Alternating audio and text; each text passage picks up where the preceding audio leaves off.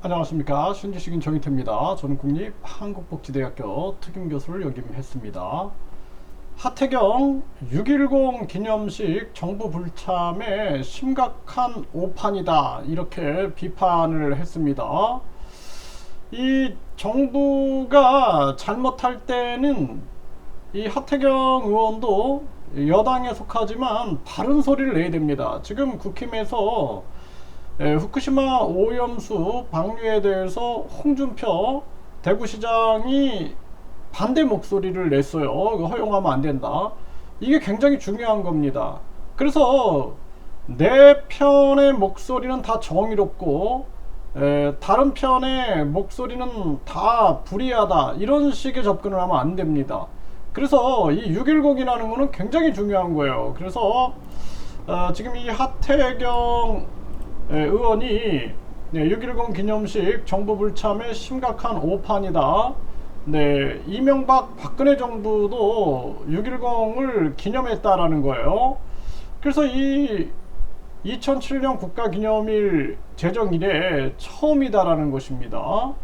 그래서 이 지금 중요한 것은 6.10 행사는 정부가 주최하고 민주화 운동 기념사업회는 그냥 실무적으로 대행을 한다라는 것입니다.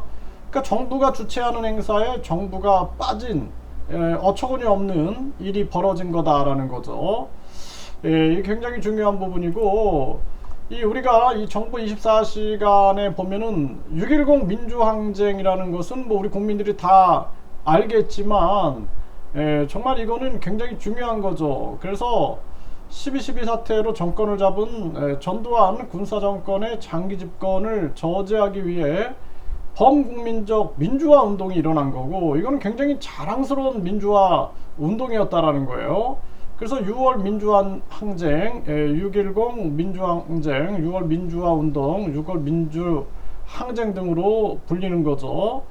그래서 박종철 고문치사 사건을 계기로 거리 시위가 전개되었고, 이후 4.13 호원조치 발표, 이한열 최루탄 사망사건이 이어지면서 6월 10일에서 29일까지 약 20일간 전국에서 직선제 개헌 민주화 촉구를 위한 거리집회, 시위, 농성 등이 일어난 민주화 운동이다라는 거죠.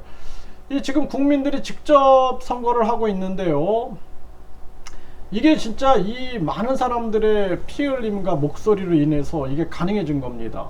지금도 우리가 만약에 간선제를 한다고 생각해 보세요. 지금도 이 정치권들이 사실상 간선제죠. 네, 왜냐하면은 정당 보조금, 선거 보조금, 선거 보조금을 가지고 자기들이 공천해 가지고 국민 공천제를 막아버리고 정당 공천제를 통해서 기득권을 유지하니까 사실상 간선제인데, 이때 이제 직선제를 만들어낸 거죠. 그래서 전두환 정부의 장기 집권을 저지하고 대통령 직선제 개헌을 이루어 우리나라 민주화에 큰 영향을 준 이러한 운동이죠. 결국에는 이제 직선제가 진행이 된 거죠. 그래서 이러한 부분들에 대해서 이거는 아주 자랑스러운 민주화 운동이다라는 거예요. 네, 그래서 이 부분에 대해서 정부가 불참한 부분에 대해서 하태경 의원이 비판을 했는데, 이거 굉장히 중요한 부분이다, 저는 그렇게 생각을 합니다. 저도 저는 반공주의자예요. 그럼에도 불구하고 저는 항상 국민의 이 민주화, 자유민주주의를 항상 외치는 겁니다. 그래서 자유민주주의를 외치는 국힘이 결국에는 이 자유민주주의 운동에 여기에 이제 불참해서 지금 국힘에서는 하의원 한 명만 참석을 했다라는 것입니다. 있을 수 없는 일이 벌어진 거죠. 이 안타까운 상황입니다. 그래서 우리가 이념적으로 흘러서는 안 된다라는 거예요. 이념적으로. 네, 그래서 박정희 대통령, 제가 박정희 대통령 굉장히 존경하지만 박정희 대통령의 말로에 대해서는 굉장히 좀 가슴이 아픕니다. 헌법을 개정을 해가지고 그래서 완전한 독재 체제를 갖추고 결국에는 측근에 의해서 사망하는 그 사건이 굉장히 가슴 아프고 참 슬픕니다. 네, 그래서 박정희 대통령이 이 경제 부흥을 일으키고 또 대한민국의 자존심을 세우고 역사적으로 굉장히 중대한 일을 했음에도 불구하고 말로가 참 가슴 아팠고, 이승만 대통령도 마찬가지죠.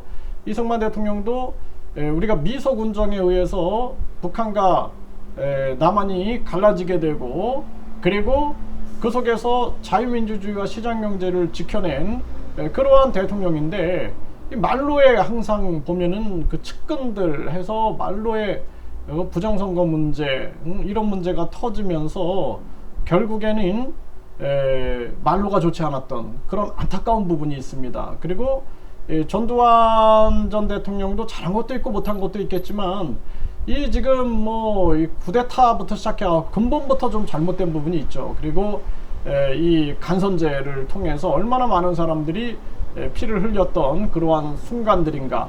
이제 우리는 이러한 부분에 대해서 객관적이고 냉정하게 평가할 필요가 있다. 뭐 우파니까 감싸고 좌파니까 비판하고 이런 논리에 빠져서는 안 된다라는 것입니다.